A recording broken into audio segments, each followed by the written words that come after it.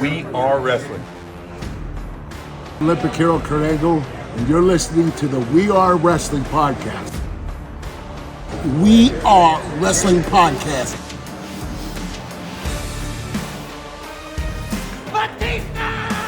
Hey everybody, Eric Bischoff here, and you are listening to We Are Wrestling Podcast. You're watching We Are Wrestling.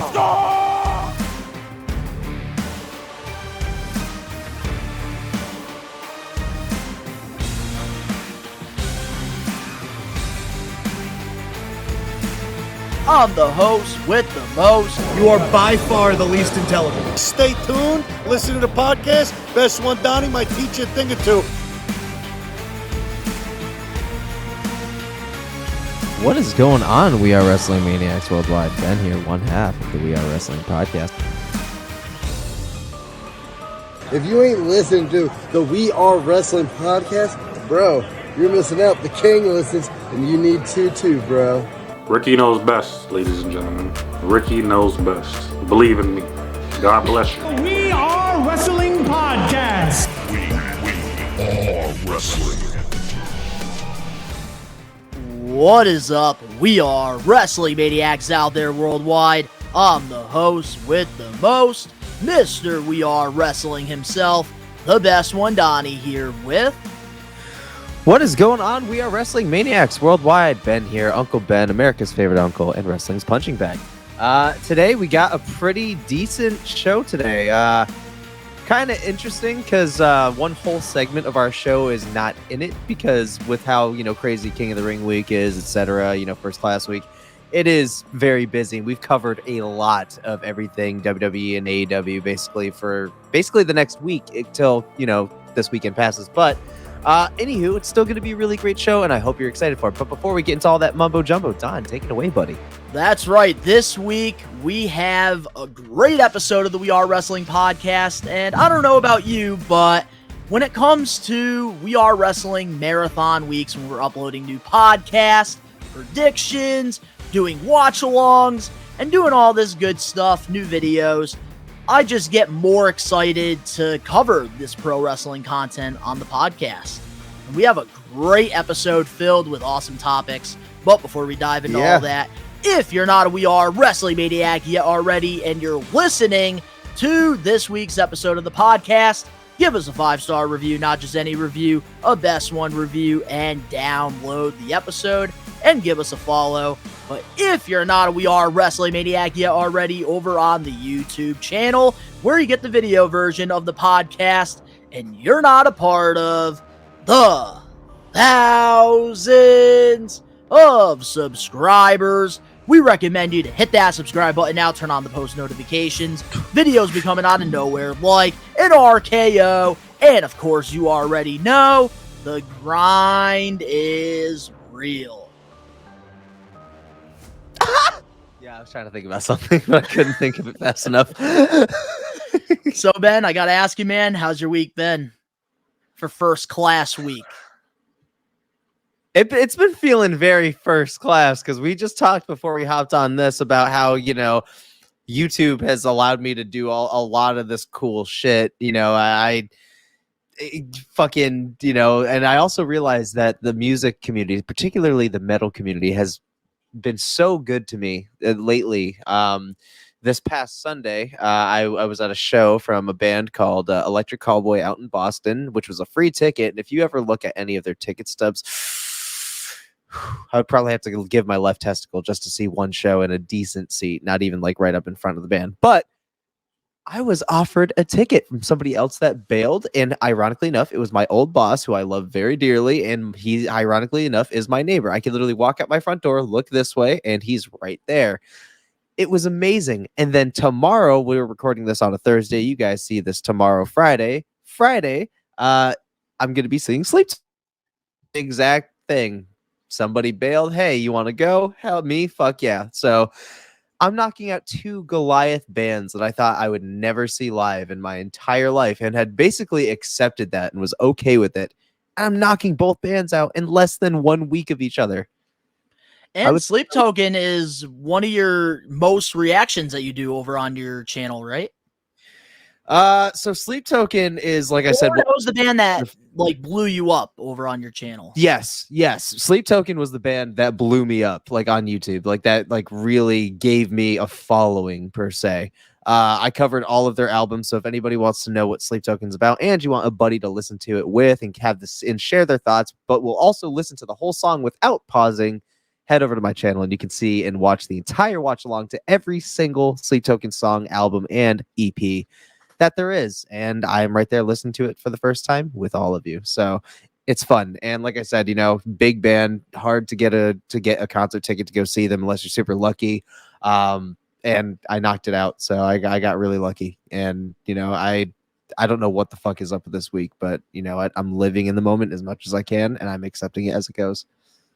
Hell yeah. Congratulations on all that. Thanks, and brother. I hope that you have a great time at Sleep Token. Just make sure you have a little bit of energy. Like, I'm talking like you don't have to be 100% battery, but we need you to be at like at least 20% like low power mode battery for the King and Queen watch along that's going to be happening this Saturday on the We Are Wrestling YouTube channel. But man, I got to say, this week for me has been a pretty good week. Been feeling a little motivated because the weather is just getting nicer and just been getting a lot of work done here at Best One Studios. And especially with the whole first class week, posting content consistently. And man, even before this episode, I will be doing a live, which has already happened last night. We're recording on Thursday, but Thursday night, me and my buddy Phil, Old School Phil, we got a live episode that we're doing for Old School versus New School. So I am very excited. Just been keeping myself busy. Yeah, it's always good to stay as busy as possible, man, especially, you know, during weeks like this, but also be sure to, you know, drink some water, have yourself a nap, and to touch some grass. Get your vitamin those D things out of the way. because the New England area, the weather is just getting nicer and nicer. So there's a couple things that I do want to talk about and let the maniacs know in case they've been hiding under a rock. First and foremost, we do want to congratulate our buddy Bobby Orlando on reaching 100,000 followers over on his Instagram page. He's been posting a lot of basketball videos where he's throwing random items at his basketball hoop. And he's an independent wrestler in our area. We see him a lot at Blitzkrieg Pro, which we sponsor a lot of their events. We have a great partnership with them for the last couple of years. And Bobby Orlando, he's one of their top guys over there, and he's been killing it over on his Instagram page. So if you want to see him throw like cabinets and TVs and the most random shit at his basketball hoop, go follow him over on Instagram. Bobby Orlando, he's a huge supporter of We Are Wrestling, and we plan on getting him on the podcast eventually. But man, congratulations to him because, dude, it's tough to like get, like, especially independent wrestlers. It's tough to gain followers, and Bobby Orlando, he's out here posting consistent content, and he's getting a lot of people talking about him, even outside of pro wrestling, which, man, I'm happy for him. Really happy. Dude, congratulations to Bobby Orlando again, dude. That dude is one of the most high energy wrestlers I've ever seen in my entire life. That dude definitely deserves to, you know, shoot for the stars per se. And I hope eventually somebody big picks him up because my God, what a talent and what a guy. You know, and again, like you said, 100,000, you know, followers is not a small accomplishment by any fucking means. You know, again, like as you said, as an independent wrestler too, that's phenomenal. Like that's phenomenal. That, and it just shows it, you know, the dude is passionate about what he does. He loves what he does. He loves every single fucking person that walks through a wrestling ring door. You know, I'm excited for him, and that's a huge accomplishment. So again, congratulations to Bobby Orlando and the Shook Crew. And the Shook Crew, baby. But in case you've been hiding under a rock, We Are Wrestling. We've been posting consistent content over on the We Are Wrestling YouTube channel and wherever you listen to your podcast, whether it's Apple, Spotify, Google, it's all available. And we've been posting consistently. Monday, I did a whole tier list video ranking every King of the Ring winner. And then over on Tuesday, Ben and I, we actually did a predictions for King and Queen of the Ring, which is why we're not doing. We are going to get into that, which is why this week we don't have a recap, because I felt like we covered everything WWE, and I do want to talk about the botches because we're getting called out on it, and we might as well address it here on the podcast. So even when we did, like, when I think we had like the first episode when they announced the bracket, like we didn't even like cover the Queen of the Ring. And I'm not gonna lie, I've been like not paying attention. I've been watching, but I just haven't been paying attention, and definitely learned my lesson. My eyes are there, my mind is not. Yeah, my eyes are there, my mind is not, and I can't believe that Nia Jax won.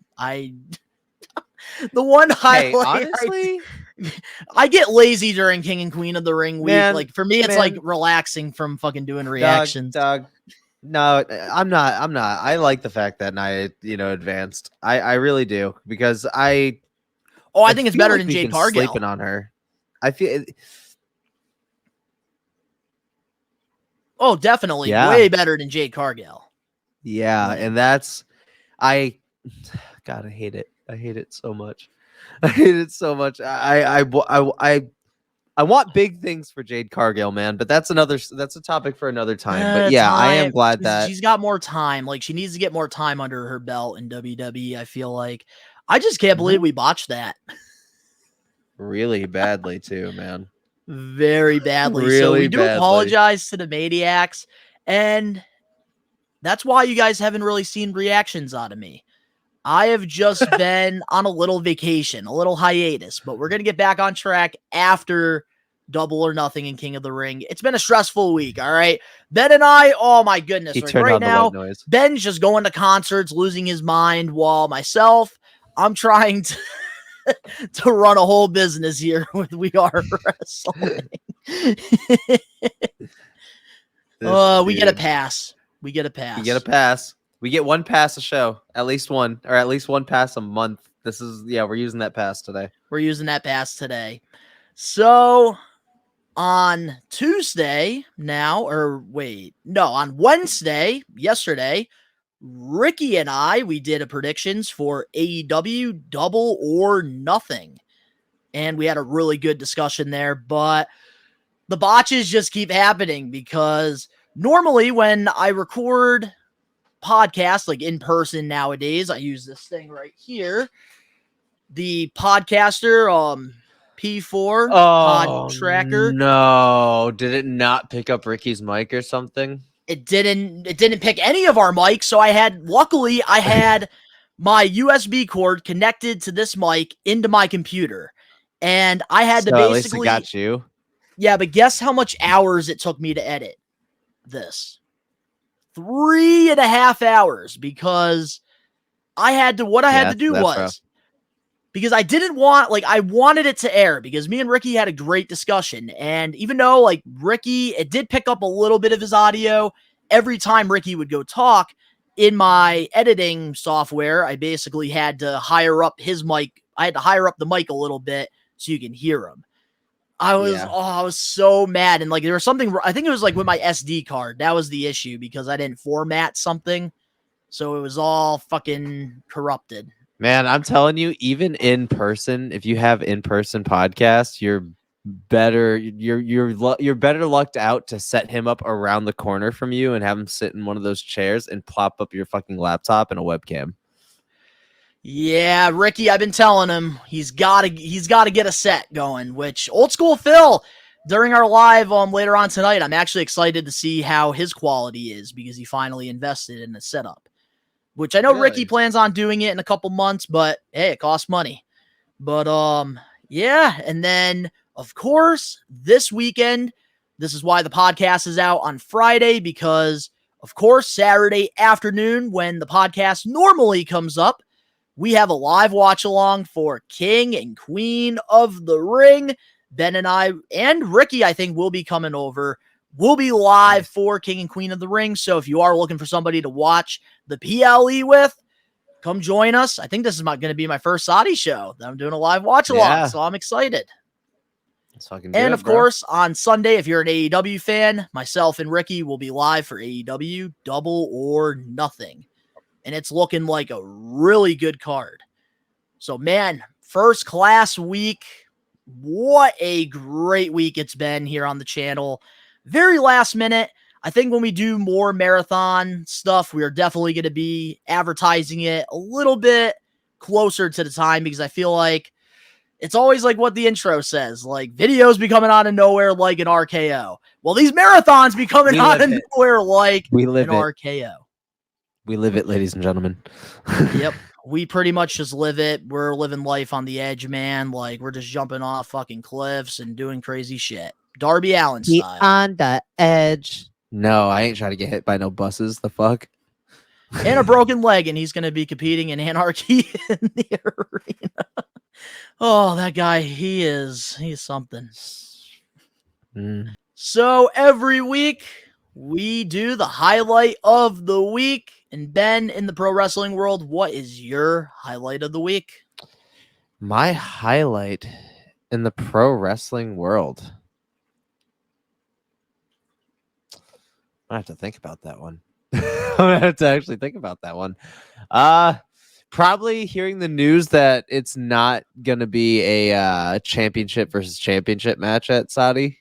That makes me happy, because we're going towards, you know, the real, like an actual story for the US title, and it's one where it's likely going to change hands. So I'm excited, really excited. That honestly, like, we had talked about it, and, you know, like you had mentioned that, you know, them just kind of like fixing their mistakes like immediately on the fly could be a bad thing. This is one of those things where I don't care if it was good or bad. I love the fact that it is not going to be a title versus title match. Yeah, that's kind of how I feel. Like, when I was talking about that in the predictions video for King and Queen of the Ring, I actually talked about a little bit how WWE, it seems like a lot of the times they're pretty much like listening to the fans. Like, if something is going on and the fans are all pretty much on a riot going against something, they're always trying to put, like, they get backed up into a corner, and then they find a little hole and they're able to escape. And it happened with Cody Rhodes winning the Royal Rumble. Originally he was supposed to face Seth Rollins. Fans didn't like that, so basically they had to change the plans, did the whole tag match night one, and it worked out for them. Just like this contract signing with Cody and Logan. It worked out for them, but I feel like eventually when they get backed into a corner, there's not going to be a hole for them to escape. And I think that fans are going to start to catch on to this. And I think it was just definitely something to open up. But I definitely have to agree with you, though. I do like the fact that it's not title versus title. But Logan shouldn't be facing Cody. But I get it's all business. Saudi, he headlines a lot of them. He's a big draw over there. He's their fucking moneymaker. He's their moneymaker. Exactly. And again, like I said, notice the similarities with Roman. You know, you put him up against the headliner, and he's gonna make a viral moment. You know, and he's gonna draw a lot of cash. So yep, it's a money thing. Just like people are, just like our old co-host Danny is saying with Mercedes Moné, but we're not going to get into that. Don't need to get you all riled up and get your nice long hair all fucking spiked up like Scotty Too Hottie. But my highlight of the week, honestly, I'm going to have to go with exactly the title versus title thing not happening, because I was so disappointed when they announced that. But I also really did enjoy that contract signing segment, because nobody's ever brought a lawyer to a signing. So I actually really liked how they did that with Logan Paul, bringing in like a lawyer and pretty much having a whole new contract. I kind of liked how Nick Aldis wasn't taking his shit. And then Cody tells Nick, like, don't worry, like, I want to beat his ass. I thought it was a great segment. Yeah. I thought it was great too. And like I said, it's better this way. That's all I could say is it's better this way. Way better, I think. Because I would rather see a fucking battle of the megastars. So I'm better with that shit anyways. And that's going to be an entertaining ass match. Can you imagine the Yeah. promos for those matches? Yeah. We're getting that soon, and we've been Bro. we thought that this was going to happen at WrestleMania, but they said let's wait until the biggest SummerSlam. blockbuster summer party of the year. Honestly, I kind of dig it. I kind I'm of dig excited it now. because it's It gonna just get showed no it's gonna signs make for it. it's a match that we're gonna look forward to, and I think a lot of people are gonna be excited about. So I think it's the right call, definitely the right call. Yeah, same here, bro. But now we do have this new thing that we're going to be doing every week here on the podcast called Power of the Poll. And pretty much every Thursday, I am pretty much post over on the We Are Wrestling YouTube channel community tab. We're posting a new poll every Thursday. We're going to be giving you maniacs 1 week to vote. And pretty much Ben and I, we are going to talk about it. Power of the poll. And last Thursday, we asked you guys, Bloodline J or Yeet J? And we got over 200 votes for our first week. So this is something that we're definitely going to be continuing to do every week on the pod. And here is the results. So 26% of you guys think that Jey Uso was better in the Bloodline. 74% of you guys think that Yeet Jay is better. What's your thoughts on that?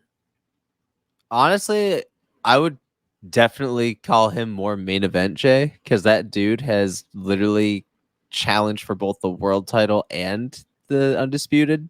And so I would go for more main event, but I would have to agree with the general consensus that, you know, the Jay we got now is way better than fucking Bloodline Jay. Just because it's, you know, it's not only different, but it's proving that he can stand on his own as a single star. Like, he is becoming the Jeff Hardy of the Usos.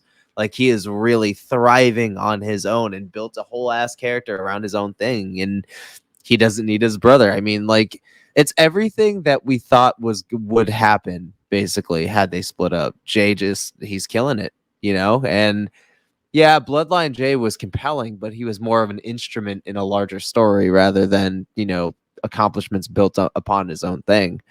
I mean, yeah, he pinned Roman, and he was the first one to pin him in 3 years almost. But ultimately, that's still a Bloodline story, you know? But for what Jay's accomplished since leaving, other than LA Knight, I can't think about anybody more over star than him. So, you know, like, him and LA Knight are over as fuck. You referencing Jey Uso to the Hardy Boys, that makes a lot of sense, because Jay reminds me right now of Jeff Hardy. He's very flashy. He's got the crowd literally like in the palm of his hands right now. And Jimmy pretty much is the Matt Hardy. He's like the workhorse, but he doesn't get recognized for it because Jay's better than Jimmy. He's more flashier than Jimmy. If you can connect to the audience and sell them on a story deeper than the moveset, you're automatically better than your counterpart. Exactly. Because Jimmy cannot work a crowd. He's a phenomenal in-ring wrestler. He's a phenomenal tag team wrestler, but the dude couldn't stand on his own. He couldn't. That I Not like Jay. Have to agree with. Jay is better than Jimmy. I think you and I will still stand by that. That over will 100 forever be episodes the later. sentiment. That will forever be the sentiment, bro. Jay will always forever be better than Jimmy. Unless Jimmy like pulls some random ass, like, you know, 180 Stone Cold Steve Austin, you know, Austin 316 turned, you know, then I don't see it changing. You know, it's just, it is what it is. It's organic. But I will say this. I think that the We Are Wrestling Maniacs, they know best, and I have to agree with them. I think main event Jay is better than Bloodline Jay for the simple fact that he's so over. And I think he wouldn't have gotten to this point if it wasn't for the Bloodline. But for the longest time, you and I here on the We Are Wrestling podcast, we've been saying it consistently that Jay needs to get that main event push, because he did great in the Thunderdome. Him and Roman Reigns, that storyline, they were testing Jay. And he, I think, exceeded everybody's expectations in the Thunderdome era. And then eventually went on and did big things with the Bloodline. And I agree with you with the whole instrument thing. Like with Jay, pretty much like he's just playing the instrument that doesn't get the solo. But now with being main event Jay, doing the whole yeet movement, he's pretty much getting a solo every single time. And honestly, I'm so happy for Jey Uso's success because he is just so charismatic, and he really was one of the key elements to the Bloodline success, I think. Bro, I'm telling you, like, Jey Uso, if there's anybody I could see winning the title off of Drew McIntyre, because we know that Drew is 1,000% likely going to take it at fucking Clash of the Castle.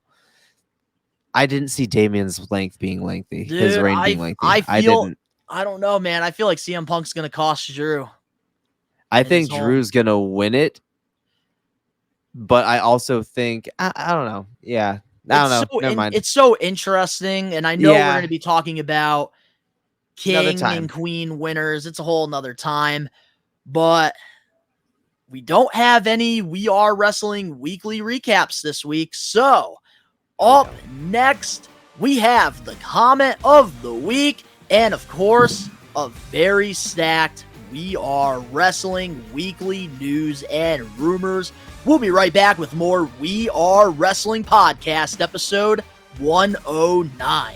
Hey everybody, it's Hall of Famer Devon Dudley here. And when I'm not putting people through tables or testifying, I am listening to one of the greatest podcasts in the world. We Are Wrestling Podcast. Check it out. Testify. Are you looking for wrestling content? Well, We Are Wrestling provides everything pro wrestling. The best one, Donnie, Gins, and the Load Rager Ben are wrestling marks like you who love this sport. We Are Wrestling has it all when it comes to wrestling content. We have different podcasts, vlogs, reactions, full wrestling matches, live pay-per-view watch-alongs, interviews, predictions, and so much more. Only on We Are Wrestling. What are you waiting for?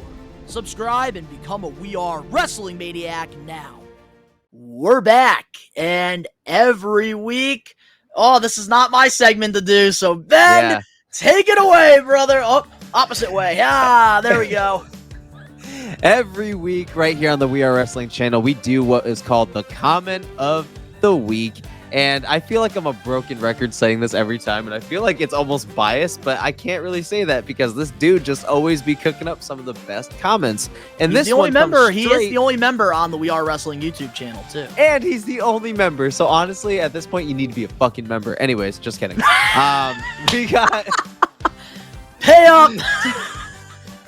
Yeah, pay to do this shit now. But this comment is from Angelo Rodriguez 1686, our boy Angelo. Sometimes my boy. Sometimes Donnie's boy, but mostly my boy. This comment comes straight from me and Don's King Queen of the Ring predictions video, and Angelo says, I think Rhea will interfere and cause a DQ in the Becky match unless it's too soon. Ooh, that's definitely something interesting that we didn't even, we really botched our prediction video. So guys, usually I'm advertising you to go watch our predictions, but this one right here, this thumbnail, do not watch the King and Queen of the Ring predictions. He said, unless pretend it didn't happen. Dude, they exposed us in the comment section so bad. Bro, we're leaving it up for the catalog, but it doesn't exist. It might have the private hit. I can't sleep at night. Unlist, block, delete, unsubscribe. The one time I wish YouTube would block our video, but I will say definitely something interesting to consider was Rhea Ripley, because I wasn't even thinking about that, because obviously she's on the sidelines, and I feel like she's still not 100% yet, so I don't see her going to Saudi. I don't see it happening. Not yet.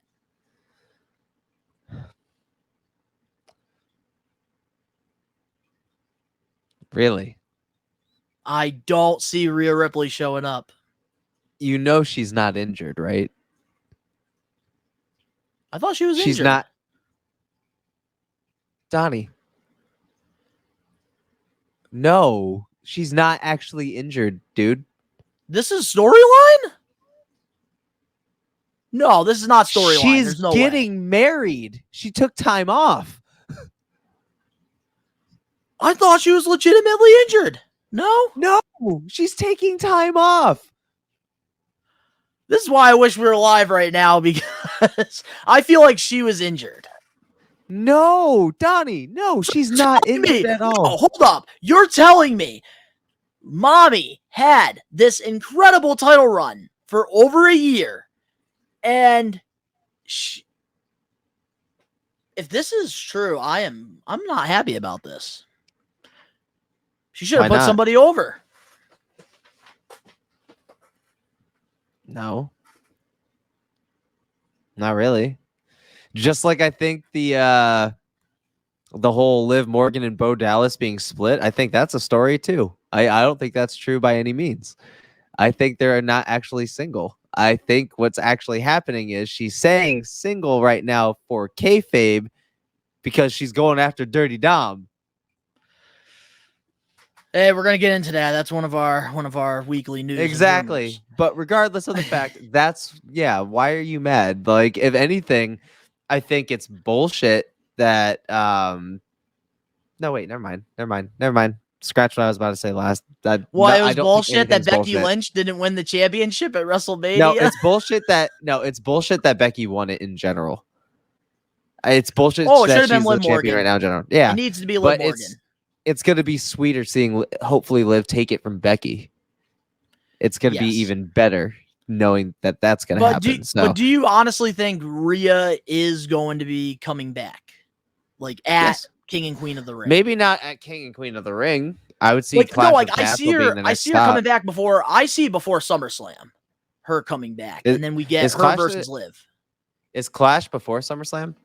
Yes. Yeah, so that's what, July? I think June. Or June, rather. So, yeah, I would say, I would say Clash for her return. But, no, she's not injured. Well, that's good. At least she's not injured. But... yeah, I'm gonna confirm. But, yeah, I don't know. She's getting married. Well, hell yeah. That's awesome for her. I'm definitely happy. But I thought that she was injured. Do you want to look it up real quick just to make sure? Because I know that she is taking time off probably to get married, but I know that she is on the sidelines for a little bit, and I think it was like a 3-month injury, I think. Because I know the injury wasn't like a severe injury where she's going to be out forever. I think it was like a 3-month injury that she has. Because I think she was wearing the arm sling when she had to give up the championship because she pulled a muscle or something against Liv Morgan in that segment. Okay, no, she actually is injured. It's not like a serious one, but it says she could be out for the rest of 2024. Yeah, so I don't know. I just think that she's not going to be coming back just yet. Give it time. So it was an actual. So I apologize. I am very wrong. I do know for a fact that she is getting married to Buddy Matthews. Yeah, they already are engaged. That's scheduled very soon. But the wedding's happening very soon, from what I know. But she is injured. It was a dislocation of the collarbone. I do remember because when her shoulder hit the wall, you heard the pop. So yeah, she got legitimately injured. Yeah, she's not coming back to King and Queen of the Ring. No, yeah, that's not happening. I see by the time she comes back, Liv being champion for a decent amount of time, but I don't see her causing a DQ. I got to agree with you on that one, and I just think they're not going to have Rhea show up then if Liv wins. Be Clash or SummerSlam. It's going to be one of the bigger events. It's going to be a SummerSlam or a Survivor Series or something. Probably SummerSlam, realistically. I could see that happening. I'm thinking. But yeah, congratulations, Angelo, on the comment of the week. Definitely something to consider. But yeah, I don't know. I don't think Rhea's coming back, buddy. I apologize to you. Yeah, same here. So, with that being said, let's get into the We Are Wrestling weekly news and rumors. Alrighty, so our first weekly news and rumors. Liv Morgan is single now. So, during an interview with the Open Thoughts podcast, Liv said this. I'm single. I feel like it's like, what are your priorities? Right now, my priorities are not to date, and it's to be the best I can be. I know I'm a little bit selfish with my time right now, and I don't want to give you my time and take away from me. What's your thoughts on her and Bo Dallas breaking up and maybe Dom, sneaking in there?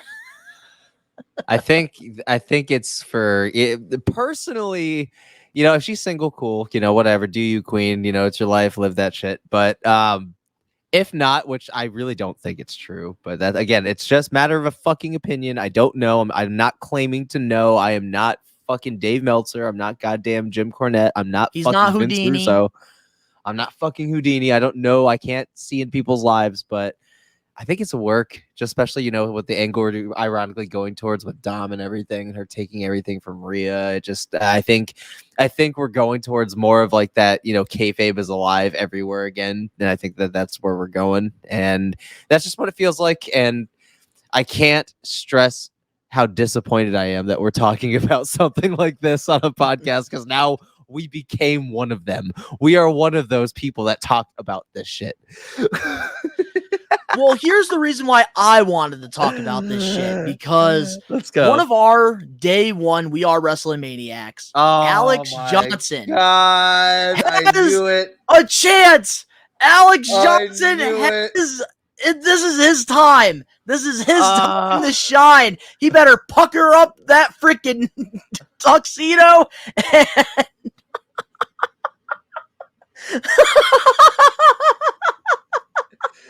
You're telling me you put this in the We Are Wrestling podcast just to set up Alex Johnson?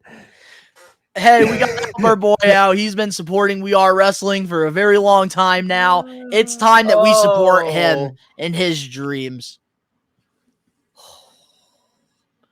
All right. You know what? The We Are Wrestling Maniacs, let us know in the comment section below. Do you want us to start a GoFundMe for Alex Johnson so that he can get a ticket to meet Liv Morgan?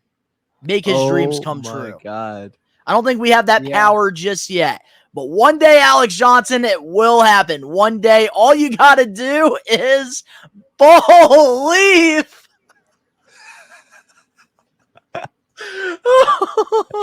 Oh, man. But in all seriousness, though, with Bo And that's Dallas, where Donnie does the whole that's where Donnie does the whole podcast on his lonesome now.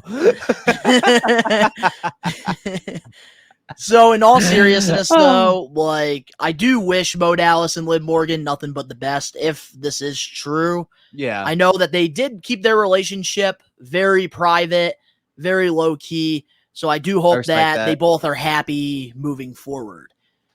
And I can't wait to see Bo Dallas come back to WWE too as Uncle Howdy. Uncle Howdy. I know we're getting that soon, so that's going to be pretty exciting. But moving on now to our next topic here, Mark Henry will become a free agent soon. According to Fightful, Henry's AEW contract is set to expire this month. It's unclear whether the two sides are talking about a new deal or if Henry is preparing for the next chapter in his career. What do you think is next for Mark Henry? But in terms of Mark Henry and becoming a free agent, all I'm going to say is yes, and welcome him home to WWE, because I know for a fact his ass is likely going back. He's already talked about the things he doesn't seem stoked where he's at. Like, I'll just put it that I'll put it there. He doesn't seem stoked where he's at. You sure about that? Because when I be listening to Busted Open Radio, it's not like he's talking a lot of shit about his employer. No, but at the same time, he's gone. He's leaving AEW once that contract expires. Once the freaking clock hits 12 a.m., Mark Henry is on his way out. WWE is going to have that freaking Legends deal right there ready for him to sign. Henry's going to sign it. We're going to see him in WWE video games. He's going to get merchandise. He's going to make appearances on all the freaking Legend specials. And we're going to be getting new Mark Henry action figures. And he's still going to be doing what he's doing right now, just not being under contract with All Elite Wrestling. I think he's still going to be a part of Busted Open Radio. He's still going to be going to conventions, meet and greets. And I think that he realizes that his career in the ring, his time is up. It's done. But I think that he's going to get that Legends deal that he rightfully deserves, and he's going to be on WWE programming. That, and I think he'll probably like help like train out at the fucking like performance center. Yeah, like he'll make appearances and matches. Stuff there probably. Like produce some matches. Like back, honestly, he could do some managing work for some underutilized talent and really help elevate them. You know, have some spots in the ring, like maybe like a World's Strongest Slam here and there. But other than that, that's exactly what I think. It's gonna be a good Legends deal and stuff, which is a Legends deal. Which I think Mark Henry, as soon as that contract is up, once that clock ticks, he's gonna sign that deal with WWE. Like it's only a matter of time. Like it's already written on the wall. Like if you listen to Busted Open Radio, which I do know some of the Maniacs actually do. Written on the wall. It's probably written in his fucking inbox already. He's just waiting to sign it. And that's one thing too. During the media call earlier today on Thursday, as we're recording this, Tony Khan did say to the media people that he will not talk about Mark Henry's contract and like what's going on. He said Mark Henry he was a great worker. He loved having him there, but that was about it. He never talked about extending him. I think even Tony Khan realizes that Henry, he's coming home. He's going to WWE, get that Legends deal ready, and he doesn't need AEW. He's really killing it outside. He's making more noise on Busted Open Radio than AEW. We should send a care package to Tony of like a bunch of like fucking Vicks Vapor Rub Kleenexes and like, you know, some fucking popcorn and some good sad movies for when another one of his, you know, WWE fucking day one dream toys ends up leaving his possession. I think Mark Henry's up next. That was mean. I'm sorry. I just can't fucking stand the dude. Yeah, we know, Ben. We know. I think everybody knows this at this point. Yeah, I think if you're a listener or if you're watching this, you already know how Ben feels about Tony Khan. But moving on now to our next topic for the We Are Wrestling Weekly News and Rumors. Cody Rhodes wants a manager? During an interview with Busted Open Radio, Rhodes said this, and I quote, "One of the reasons I liked having Arn Anderson around was the same reason I would love to have my dad around me, because I will tell you I'm lucky, and I'll tell you how hard I work. I will tell you how grateful I am, and that is true. But it was nice to have a guy over my shoulder say what you just said and say we're not apologizing for greatness, where mediocrity loves companies, and we're not joining that company. It was nice to have that voice in your ear. It was something I missed when Logan and I were doing this contract signing, to see him flanked by so many people. I don't know. Maybe I'm looking for the classic wrestling manager to join me on this title reign. I don't know who that is or what that is, but it just felt like I wouldn't mind someone to holler the stuff that you just did." So, Ben, what's your thoughts on Cody Rhodes having a manager? And after we give our thoughts on that, if you were to pick anybody to manage Cody Rhodes, who would it be? Okay. So one, I don't really think he needs one. He's just one of those people that just carries himself really well, and he could honestly, I see him being somebody's manager more than somebody being a manager for him, just because he has such a very vast vocabulary, and he's very good at speaking to a general audience. Like Cody Rhodes feels like that dope ass little substitute teacher, so it's like, you know, he's good at talking to people. He dresses up like one too. That dude dresses up like the fucking dude protecting the president or the dude playing the president because he's fucking, the president's sick. So we got to have the next Bex looking dude out there, and it's Cody Rhodes, and he just knows how to talk too. Yeah, apparently fucking Vince Russo fucking thinks because he wears a suit and has rich vocabulary that he's a heel. We're not talking about this shit. We're not talking about Vince Russo. Just wanted to but put we that are little gonna comment. You can, but now we you are can gonna get back to what you dip. were saying. We are gonna dip into that though, as part of my response to this though. So if you were to have a manager as a face, I would honestly have William Regal for him as a face.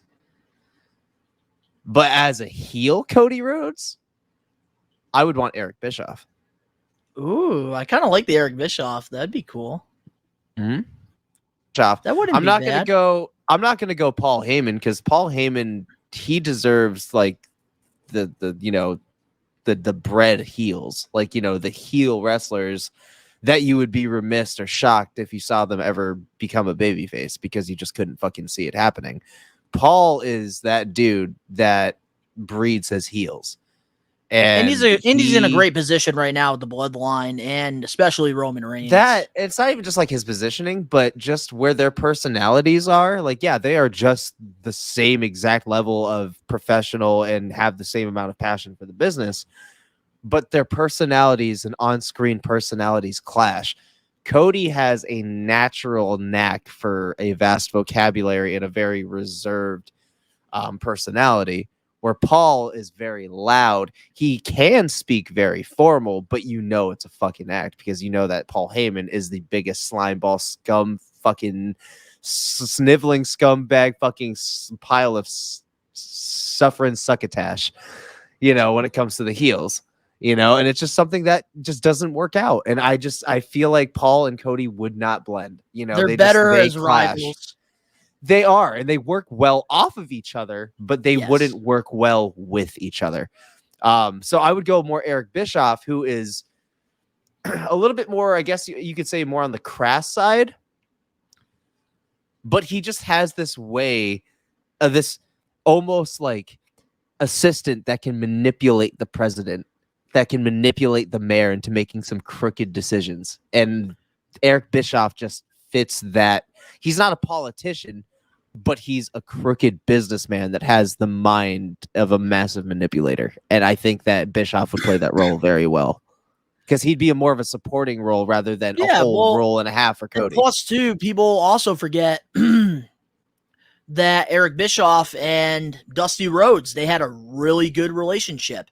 And Cody and Eric, they're great friends as well.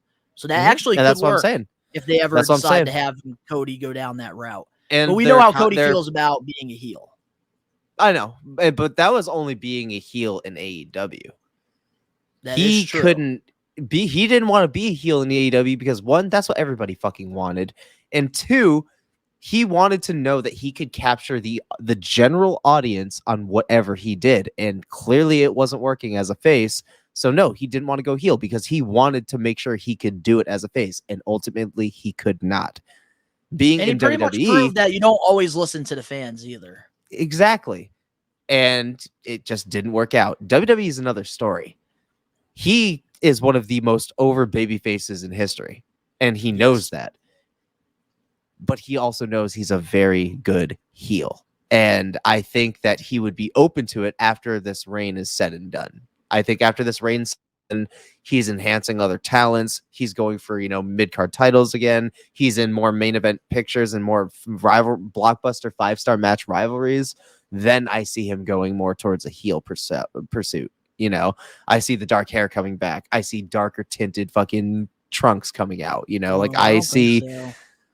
He did it for AEW, bro. So but that was one time. So it was one time, but. Do you understand I could see him doing the black hair for storyline purpose. That's what I'm saying. But I don't see him ever going back to being a heel. Agree to disagree, but I think he would be more open to it, and it's more possible in WWE. It is more possible. That's the right word right there. Possible. But like I said, if you were ever to be a heel again, Eric Bischoff. If babyface, then yeah. So I do want to give my thoughts. I really don't William think Regal. Cody Rhodes needs a manager whatsoever. I don't think so. Yeah, I don't think it doesn't so make either. sense. I will say though, in AEW, I did like the pairing though with Arn Anderson and Cody Rhodes because So Arn he got the Anderson, shit kicked off his head by fucking Malachi. but with Arn, that was funny. But with That was Arn lit. Anderson though, like he wasn't just a manager for Cody. He was his I was coach. a mentor. He was a mentor, and I actually Excuse really me. enjoyed that. And it would be interesting to see something like that because I think the last time we've gotten like a mentor with somebody, I think was all the way back to like 1996 with Gorilla Monsoon with Shawn Michaels during WrestleMania 12. So we haven't gotten that in a long time, and it did work for Shawn. So I could see it happening it could work for Cody, but I don't think Cody really needs anybody. But now, if I had to pick somebody like for Cody to get managed by, man, I would have like maybe like Robert Stone from like the NXT brand. I'd have him call up, like bring somebody new into that role. Or just don't give him a manager at all, which I don't even think he really needs one. So honestly, I don't have an answer for who I would want to see him be managed by. Man, I just gave you an answer just because you asked. But like, if thinking logically though, I Doesn't feel make like sense. closest Unless- to Arn Anderson that we got is William Regal. Ooh, actually, now. Okay, he found something, There's ladies and gentlemen. one person that I'd be okay with. Dustin Rhodes. Once his AEW contract is up, Okay. bring him back to WWE, except this time we don't need Goldust. Bring him in as Dustin Rhodes, Cody's brother. Have him be a mentor for Cody. And then eventually have him turn on Cody and let's get that match. And I think that would be the perfect retirement match for Dustin. Because he did want to wrestle Cody on a big stage, and they did that one of the first AEW shows. And they tore the house down. Honestly, bet.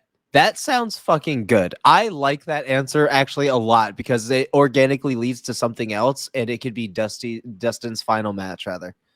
It could be his final match at WrestleMania. Yep. Exactly. Give him a good fucking give him some good time with his brother. And if anything, have Cody hold the belt long enough to where Dustin can screw him. Have him manage him for a little bit and then screw him. And then build there you towards go. Mania. Because they don't need a championship to compete against each other. You don't. I like that. And his contract is up towards the end of the year, so this could happen possibly. I actually hope it does because Dustin's still in incredible shape, so they could do this. Wow, look at that. I picked the best. That was great.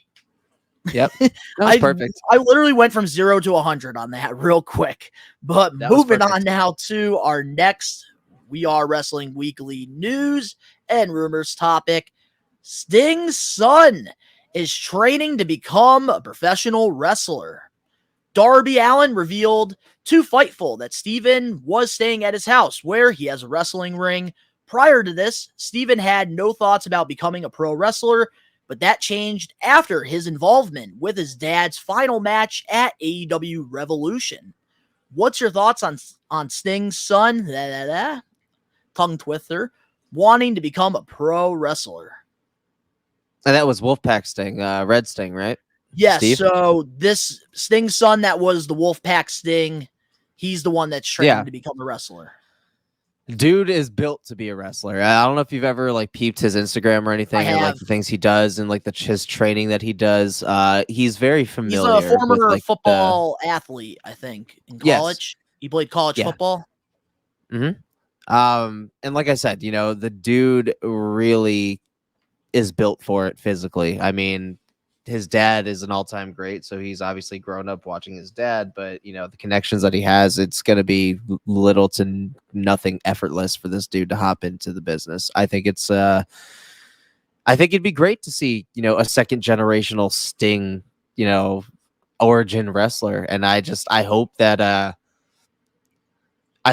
he succeeds. I hope he does well. I hope his gimmick and his character is almost as iconic as his dad's. I hope he does his own thing, but I hope he has. I hope it has the same effect that his dad had, though. Like, I hope that it's a legacy in his own, and I hope that we see big things from Steve Borden. And he is in incredible shape, and he's definitely in a lot better shape than a lot of these pro wrestlers. All right, now.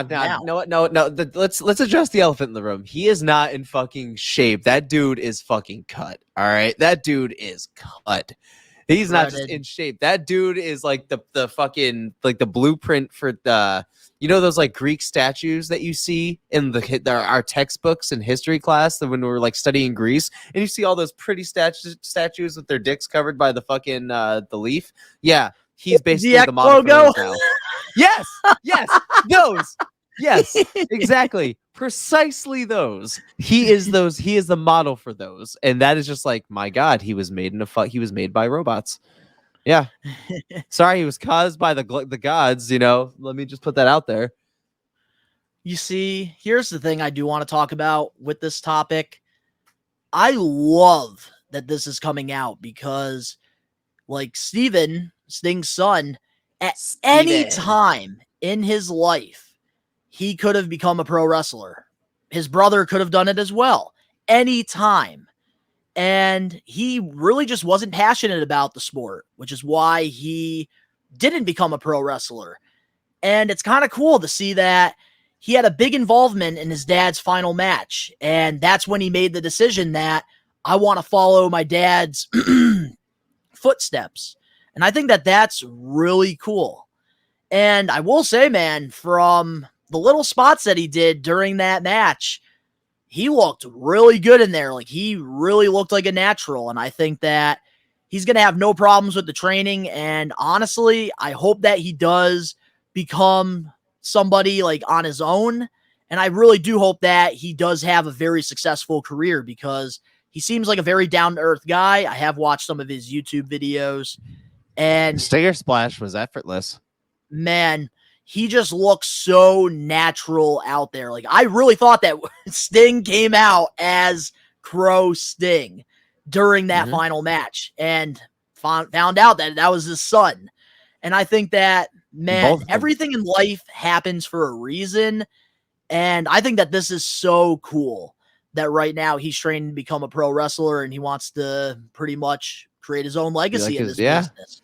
And I generally hope and wish him nothing but the absolute best because I think he really has what it takes to succeed in this business.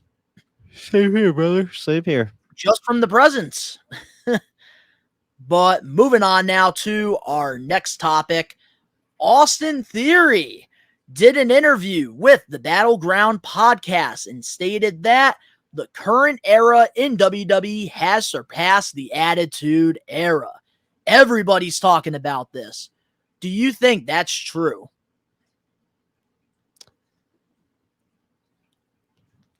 He's still a kid, so we have to cut him some slack. He's a little younger than me. I think he's my age. Yeah, so listen. Tell somebody who's in the business what's up. I really can't. But let's be real with each other here. We're nowhere near the Attitude Era in terms of what the fuck, holy shit moments. We've had great historical moments, yes, and we're on a great path towards that. But to say it has surpassed the Attitude Era, you are out of your goddamn mind. Plain and simple. Maybe you should get that phone back and look up on Google and check out those statistics. Like, get that phone back. Like, yeah, because clearly you're losing your facts a little bit. Because that's a stretch. Is it a great period right now? Is it hot again? Like reminiscent to the Attitude Era rather? Fuck yeah. Hey, wrestling has not been this hot in a very long time. A lot of people that I know personally that have shit on the idea of wrestling are starting to watch it now, which honestly infuriates me. But at the same time, you know what? I love that for WWE. I love that for wrestling. But at the same time, the kid lost his mind. So no, I don't fucking agree. I can see where he's coming from, and I think he worded that hella wrong. But no, it's not surpassing. It has not surpassed the Attitude Era. I'm unconvinced that anything will But we are in a very good direction, and I'm getting the same kind of excitement I would get looking forward to every episode like it was the Attitude Era. Yes. And I will say this to defend Austin Theory here. It's all, and Phil mentioned this on one of our episodes, I believe, of Old School versus New School. Nostalgia is a real thing. Like, when it comes to, like, for example, the shows that we grew up watching as kids, we enjoyed them and we think that nothing is ever going to be better than what we watched. But then the kids in the next generation, they feel the same way, and it just continues and continues. So Austin Theory, he is living in the moment right now. And this right now is his era.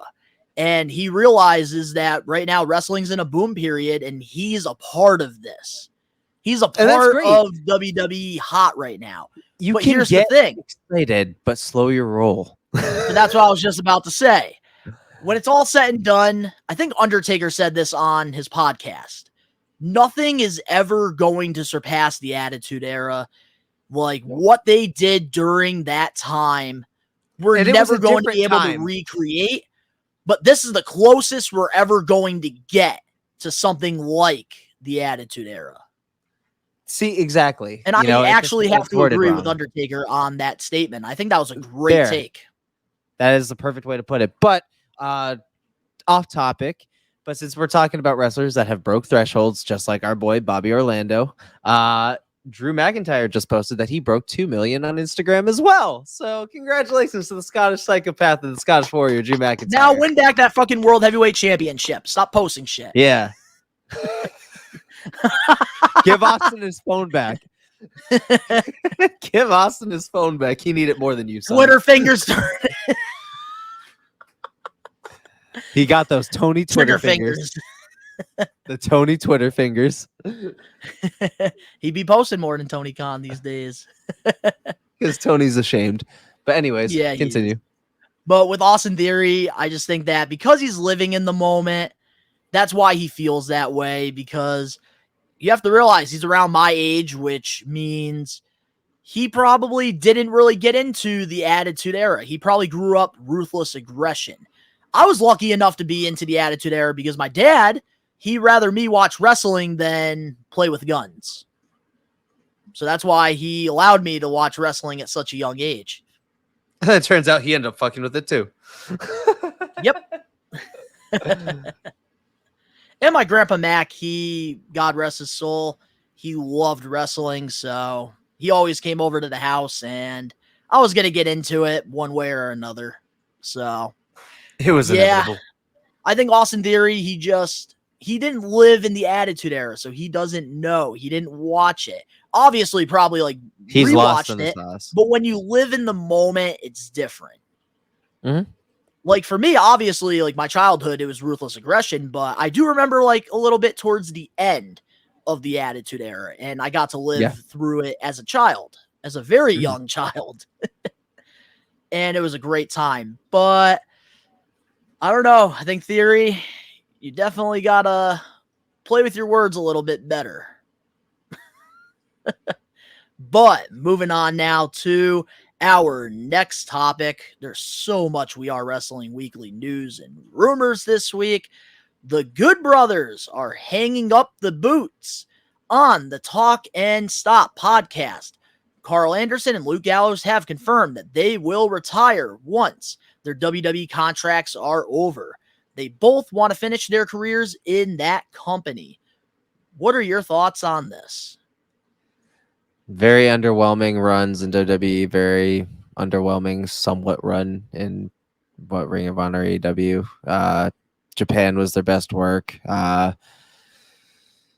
It's just unfortunate they didn't get to do anything. Yeah, the Impact, but they didn't really do really much of anything in WWE, and that's their fault. But it is what it is.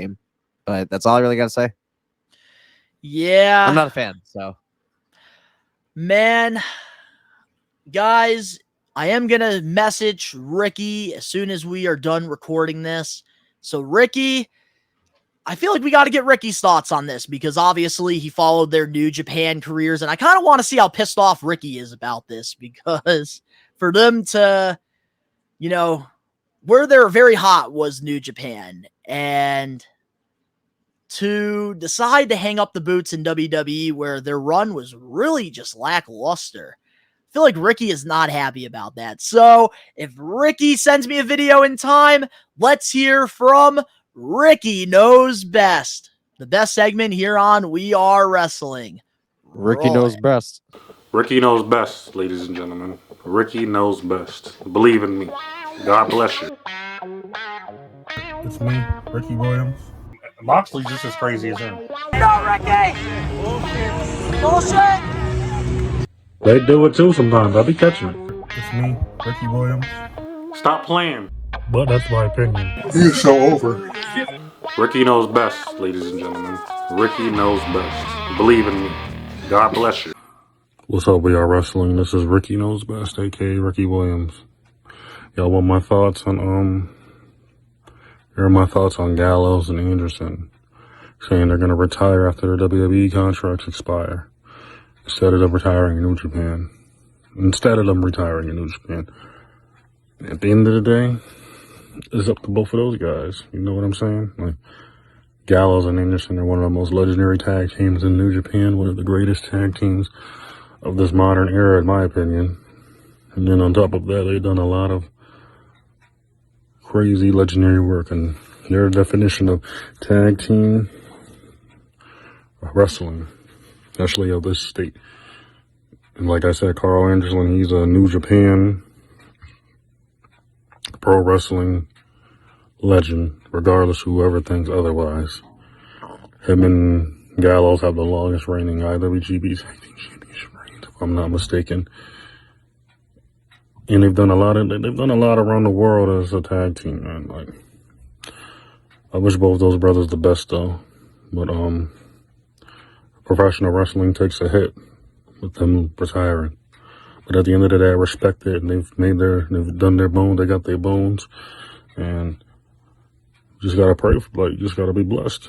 Give them their flowers while they're still here, and just wish them the best. But that's my opinion. I'm gonna let y'all out with it. Peace. So I don't know if Ricky sent us a video or not. If he did, thank you, Ricky.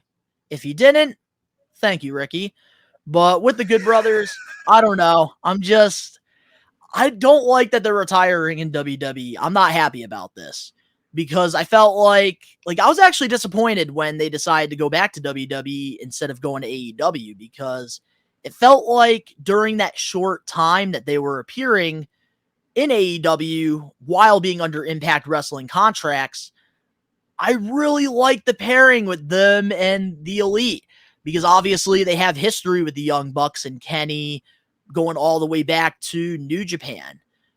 And I kind of liked them in AEW. So when they went back to WWE, I thought that they were going to actually do something for once, especially with AJ Styles. I don't even know how many times, Ben, how many times has the Good Brothers been paired up with AJ Styles so far in WWE? I feel like they play hot potato. They made maybe I think a total of 10 appearances altogether. 10 appearances altogether. I'm saying being together, breaking up. Being together, breaking up. It's been 3 times? 2-3 times already? Yeah, I want to say it was at least 3 or 4, I feel like. Something like that. But I will say, though, it's unfortunate that they are going to be hanging up the boots because, in all seriousness, they are a great tag team, and it's just such an underwhelming run that they're having with WWE because they don't know what to do with them. And it's so unfortunate because they're so talented. If you go onto YouTube right now and you look up the Good Brothers New Japan run, you guys will understand what Ben and I are saying here. And Ricky. I know Ricky's definitely not happy about this. Imagine he is happy about this and I'm wrong about my prediction, but I feel like he's not happy at all. But we're going to have to wait and see. But our last We Are Wrestling weekly news and rumors topic. And this news just came out probably a few minutes before we started recording this week's episode.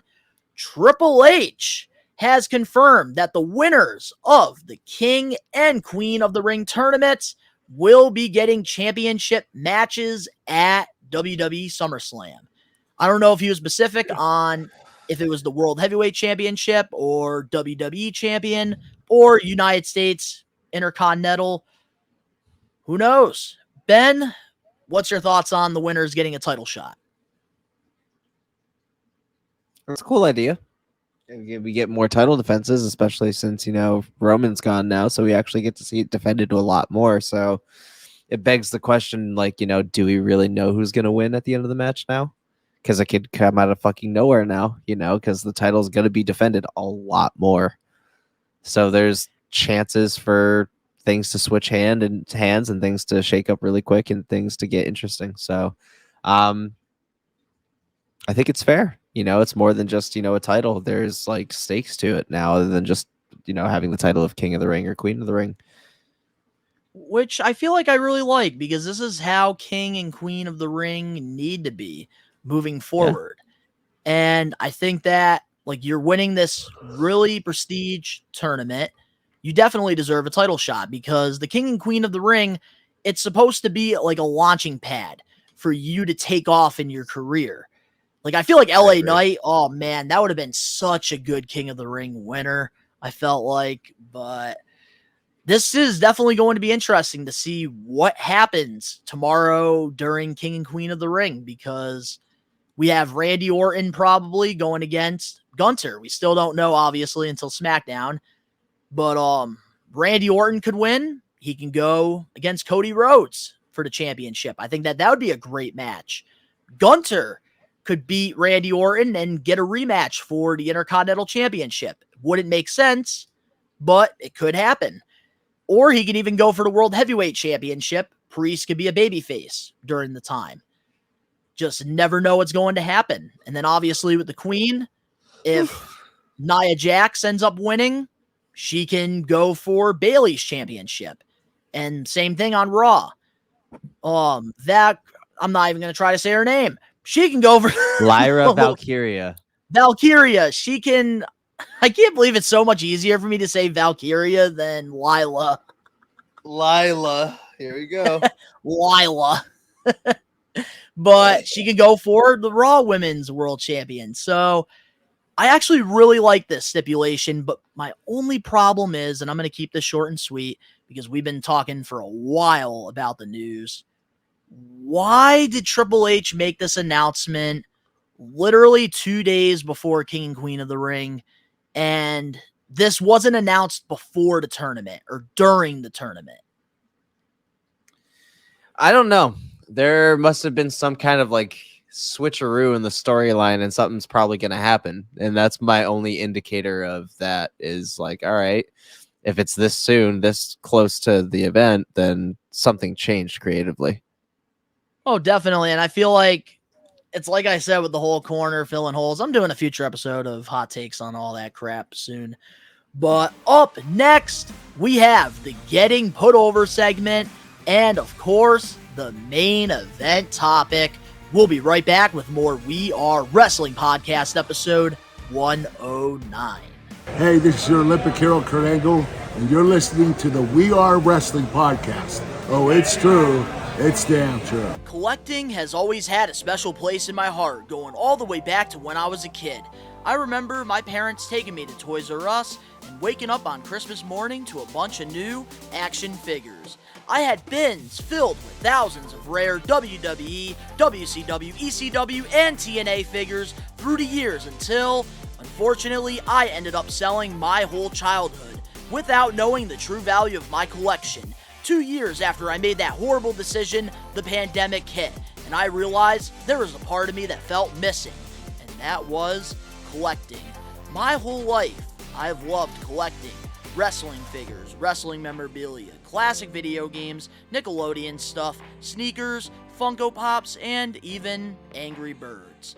As time went by, I decided I wanted to get back into collecting, except this time, document it and rebuild my collection over on Best One Donnie. So if you want to go back into time and relive my nostalgic memories, subscribe now. We're back, and just a reminder, if you're listening or watching this week's episode of the We Are Wrestling podcast on time on Friday, tomorrow for King and Queen of the Ring, Ben and I, and maybe Ricky, will be doing a live watch along here on the We Are Wrestling YouTube channel. So if you're looking for somebody to watch the show with, you can catch us over on the We Are Wrestling YouTube channel. And then if you're an AEW fan, on Sunday, Ricky and I will be going live for AEW Double or Nothing. So it is the best way to interact with us is during these live watch-alongs and stuff. But every week, we do this thing called the Getting Put Over segment, where Ben and I alternate every week, and we pick one past, present, or future superstar, and we put them over. Last week, I got to pick Malachi Black, Aleister Black, and we put him over. This week, Ben, who are we putting over? Bro. Matt Riddle. Matt Riddle, boy. Oh, my fucking God. Oh, my fucking God. Oh, yeah, we're putting over the King of Bros, Matt Riddle. Bro. Somebody that we actually have in our intro now. And who is one of the nicest fucking dudes on the planet. Weirdly enough, is one of the nicest dudes on the planet. Such a nice guy, and we got to meet him at the Wrestling Classic, which was such a great event. And I hope you guys do enjoy like these new graphics that we're putting in during the podcast. If you're watching, just decide to like brand a little bit. We wanted to try something new. And this week, we got Matt Riddle, man, on the statue. We're putting him over. So, Ben, where do we begin with this? Where do we want to begin? Because you know a lot more of his NXT stuff. Am I correct? Because like he teamed a shit ton with Pete Dunne, right? Like right before he got called up. He did, and he also did do some singles matches, a lot of the NXT TakeOver shows. And believe it or not, like I do meet hundreds of wrestlers. I know the Maniacs already know that by now. I know you know that. But do I know one that? incident that I do want to talk about, and this is putting Matt Riddle over here, was at a Northeast Wrestling show back in 2018 or 2017. I always get 17 and 18 mixed up. Don't ask me why. But my buddy and I, Cash Out Sherm, we went to Northeast Wrestling, and I was meeting a bunch of the wrestlers that were there. I think Young Bucks were actually at this one, Marty Scrolls, and it was just a very hot lineup. And I had exactly $20 left, and there's two wrestlers that I could choose. I could pick one person to meet because I only had $20 to get a combo. And it was between Matt Riddle and I feel so embarrassed telling you this. I don't know if you ever heard of Cam Zagami. Nope. Well, I picked Cam Zagami over Matt Riddle, and that was because I really enjoyed his Tough Enough video. Because, dude, you remember those videos on YouTube, WWE's page? They uploaded those Tough Enough tryout videos. Yeah. Well, Cam Zagami, that's why I picked him, because his video fucking made me laugh my ass off, and I thought that he was going to become a big star. When you edit this, do me a favor. When you say when I chose fucking Cam Zagami over Matt Riddle, you need to fucking get a video of fucking Randy Orton just going stupid, stupid. Hey, it ties into Matt Riddle too. It ties into Matt Riddle too. Just stupid. It does. But yeah, I had the opportunity to meet Matt Riddle, and I chose Cam Zagami, who has had a good indie run, but obviously Matt Riddle has been all over the place.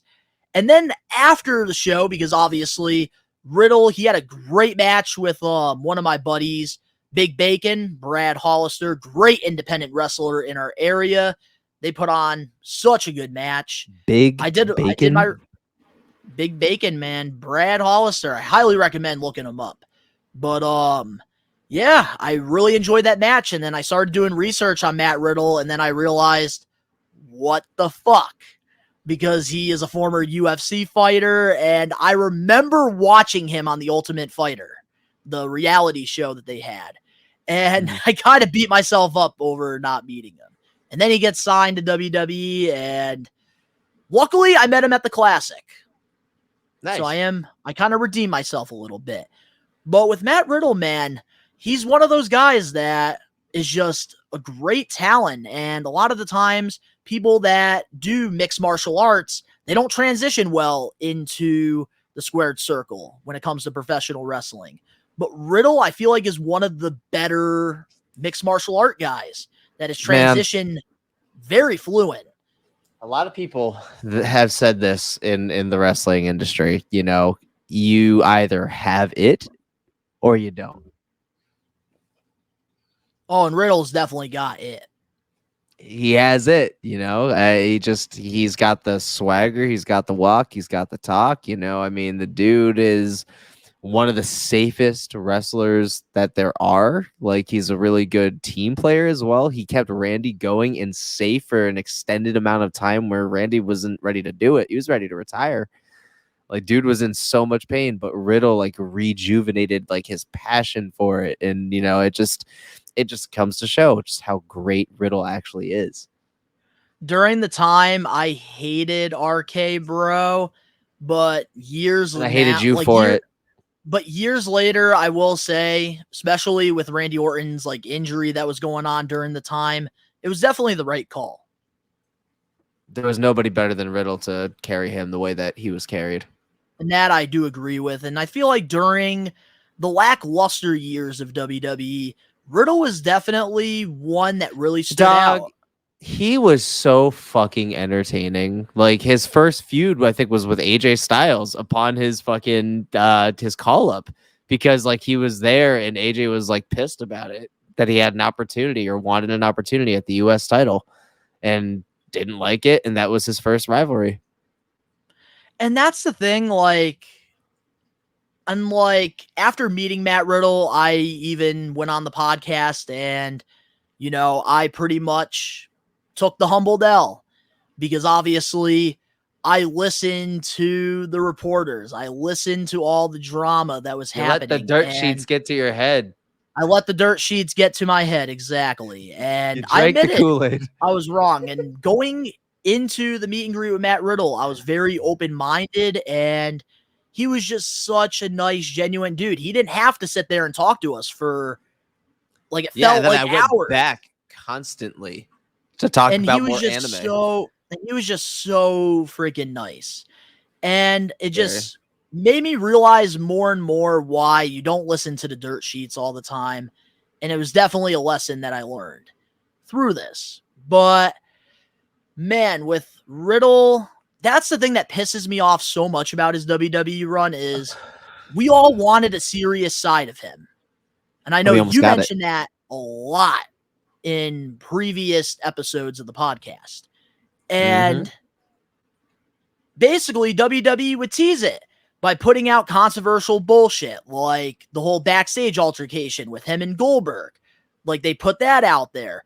They put pretty much all this backstage drama with him going on, and we would see the serious side of him, like in podcast interviews and outside of WWE, but we never got that side of Riddle in WWE. Because he always did the comedy thing, which he was great at. Fantastic. Vince just saw him as a But he should have been taken more serious. And that's the part that just sucks. His work with RK Bro was phenomenal. You know, that was like some of the best moments in Randy's career. Just like, because it brought out a different side of him. You know, it's like we got old school Randy back for a while, and he was you could tell when a superstar is very comfortable and very fun, and is having when they're having a lot of fun during their despite tenure, the pain, Randy Randy Orton was definitely having a good time. Because he didn't have to do much of the work. Like, he came in for the high moments. He's like, yeah, Riddle took the brunt of like all of the like the work basically, and he's like, and I would just come in for the high moments, and he's like, literally, I would have nobody else be there for me the way that he was. Like, he's the reason why like I'm still here, and the reason why I kept going. And that's the thing too. Like, one of my favorite feuds with Matt Riddle has to be the Seth Rollins one, because they both legitimately hated each other and they both were professionals. And I think they did a great job, and they both like gained a massive amount of respect for one another too with that feud. And I loved how personal it got, and it really like made me invested in what I was watching with them, which, man, Riddle did a great job in that rivalry. Absolutely. And then especially like to hear him on Chris Van Vliet's podcast and pretty much like tell Rollins, like, I want you to say this stuff. Say this, like, it will draw more people. And I think he did a great job with that. But now with Matt Riddle, let's talk about some of the accolades that he had within his WWE run. And some of the accolades that Riddle had during his time with WWE. He is a one-time United States champion, a two-time Raw Tag Team champion with Randy Orton, RK Bro. A one-time NXT Tag Team champion with Pete Dunne, and he's also the Dusty Rhodes Tag Team Classic winner in 2020 with Pete Dunne. And then also, I do want to mention a couple accolades from the Wrestling Observer newsletter. He was the most improved wrestler in 2016 and the Rookie of the Year back in 2016 as well. And he's also like won a lot of independent wrestling championships throughout his run as well. And man, Riddle, I feel like has so much more that he's going to prove. And I feel like this run that he's on is about to be great. And I can't wait to see like what's next for him, because I think right now he's just laying low, doing New Japan stuff and doing independent stuff. Yeah. But I think pretty soon, I feel like we're going to see him on a little bit of a bigger stage. Like a TNA, maybe an AEW, or he can go back to WWE. I think that Riddle definitely, this isn't the last we're going to see him on a big stage. I see him coming back to WWE within a couple of years. Yeah, I can kind of see that happening too. But now when it comes to Matt Riddle, what's one of your favorite matches that he's had? I enjoyed his match with Sami Zayn on Raw during the time when Sami was like in deep with the bloodline. He was still very much so an honorary Uce. What else? Those are some pretty good matches. But those, yeah, like those are great. Him and the bloodline Another stuff one. Good. I liked his pairing that he did with Drew for a while right before he got released. That was some fun shit. That was some fun shit with him and Drew. He also had a really good match on Raw a couple years ago with Ludwig Kaiser, actually, as well. And that was a phenomenal match because both are very Riddle versus Gunter, that was a good one too. Obviously, Seth and Riddle. That is monumental. It is another one of those things that real life things can make beautiful cinema of wrestling. Yeah, shit like that. A ton of matches with Randy just because the chemistry was there. I'm not even gonna nail down a certain one. I really enjoyed a couple matches. I can't really pick out exactly who they were going against, but there was a couple matches that I saw with him and Pete Dunne. And obviously Black and Gold NXT was hard hitting. So it was a different build, and then the way that they shot the show itself was, incredible because it was a lot more grounded and gritty, which I loved. But yeah, those matches stand out, not many. I'm not really going to go out and, just throw out blockbuster matches because, that's, typical answers, everybody knows that shit. But if you really look at like matches like with Ludwig Kaiser, which was a technical hard hitting match, it was a good structured match, which you don't see. And it was very old school. So it was nice seeing two younger dudes doing a lot of old school shit. So those matches would be high up there. And Sami Zayn obviously is like, that dude can work with fucking a paper bag and make that shit look like a 5-star match. So I like the answer. Yeah. So a couple of my favorite matches from Matt Riddle's run. I really enjoyed the NXT TakeOver match that he had with Finn Balor back in 2019. I thought that's when really Finn went back to NXT for a while, right? Yep, that's when he went back to NXT, and I think that was one of his first feuds was with Riddle. And my favorite match that Riddle has had under WWE has got to be the Fight Pit match with Timothy Thatcher. It was over on NXT, and man, that was such a great fight. And I really enjoyed that because Timothy, he's also one of the best technician wrestlers out there, and they pretty much put him in Riddle inside the Fight Pit, which I think was the first time we got that stipulation involved. So I really enjoyed that a lot. And just overall, like, I'm so mad that I let the dirt sheets get to me towards the end of Matt Riddle's run with WWE, but at the same time, it didn't seem like he wanted to be there because he knew he had more to offer to WWE, and they just didn't see the value in him. So he went on, and right now he's absolutely killing it outside of WWE. But I've always said this, even when I wasn't a fan of Riddle's due to the drama, I always praised his work because that man can work in the ring. Oh, he's excellent. He is so fucking talented. And I think the reason why I got so mad during the time with all the drama was because I saw the potential Matt Riddle had. Because I know we talked about it a lot. Like, if there was one person on that current roster when Matt Riddle was around that we could see winning the WWE Championship and being the face of WWE at some point, it was Riddle. And that's it why was written on the wall. Dude, that's why when things were happening, I was just so disappointed. And then to hear the confirmation of what we were feeling, what we were thinking about him potentially winning the Rumble, it was talked about. Like, and he even said it on the Chris Van Vliet interview. He was like, yeah, it was talked about. Like, he was like, but there wasn't like, you know, a certain set in stone thing, but it was considered. And yes, honestly, dude, yeah, that interview really changed a lot with my perspective on Matt Riddle because, man, like what the dirt sheets like would do with Riddle, because he talks very, very chill and slow. They would leave out the parts like saying like him winning the Rumble. It wasn't set in stone. So then they take that friggin' headliner up. He thinks that he's going to win the Rumble, this and that. And then they put it out, and then obviously he gets negative buzz. I hate that about the IWC with the dirt sheet writers. But man, what a good run Riddle did have in WWE, even though it was pretty short. I think that this isn't the last we're going to be talking about him or seeing him. And I wish him nothing but the absolute best. Same here, man.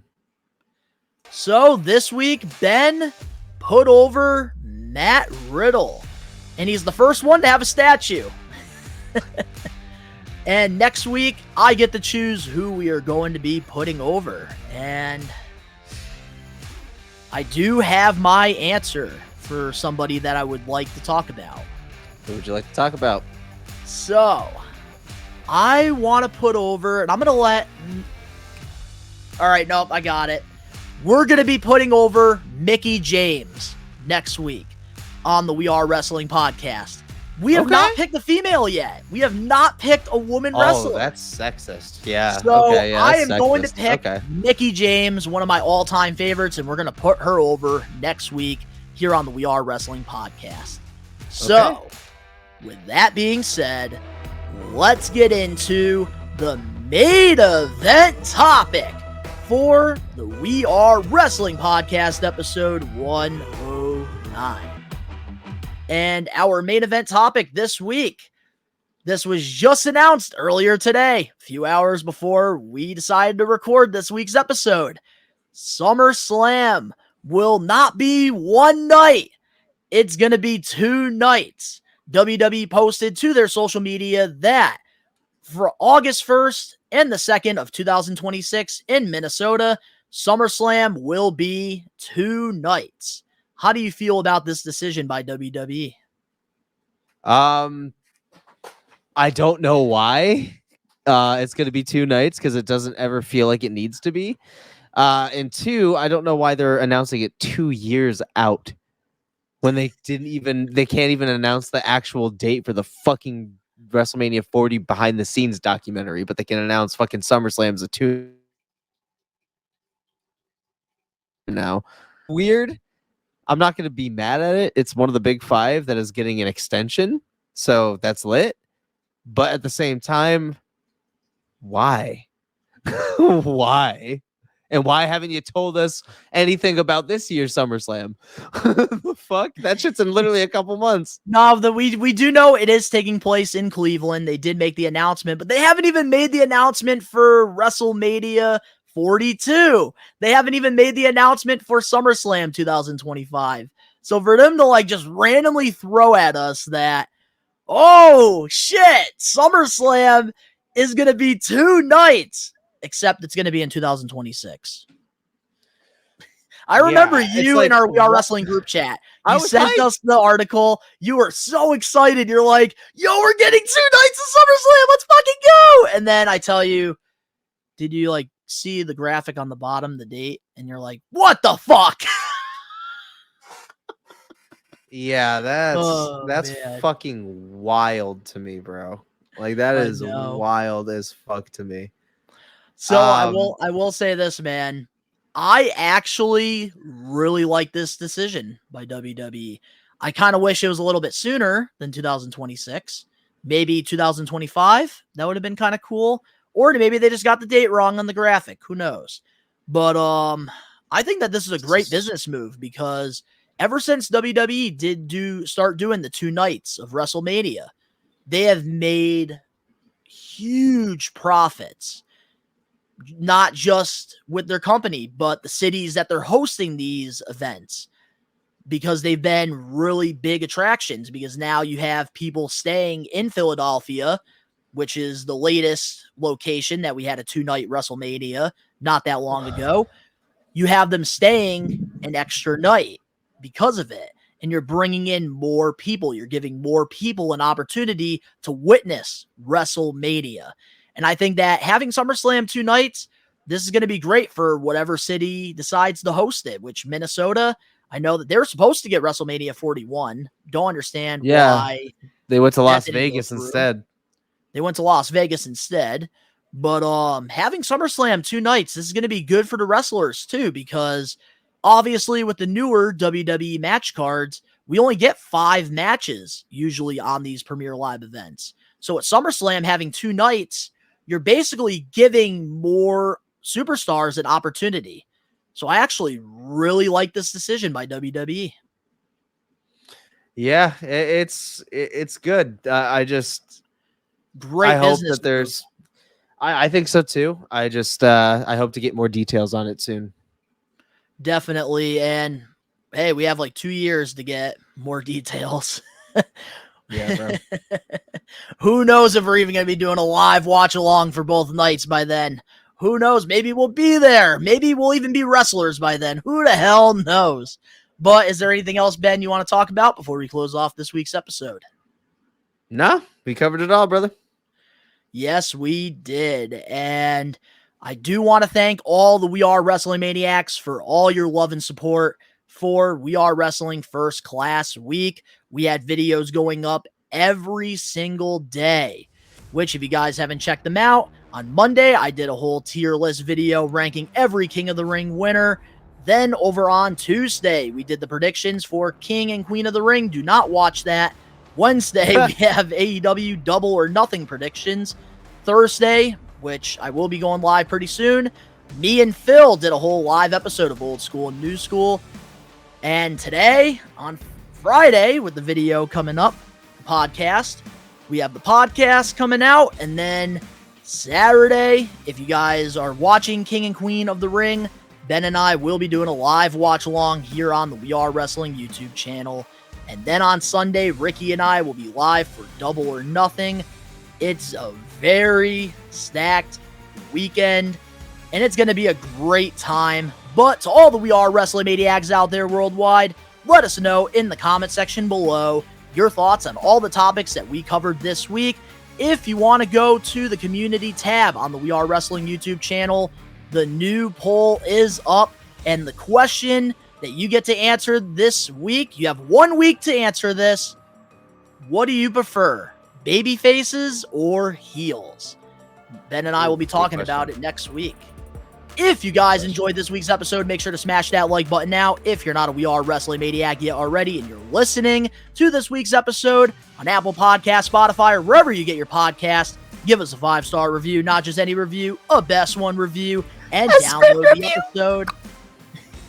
And if you're not a We Are Wrestling Maniac yet already over on the YouTube channel, we're so close to getting to 6,000 subs.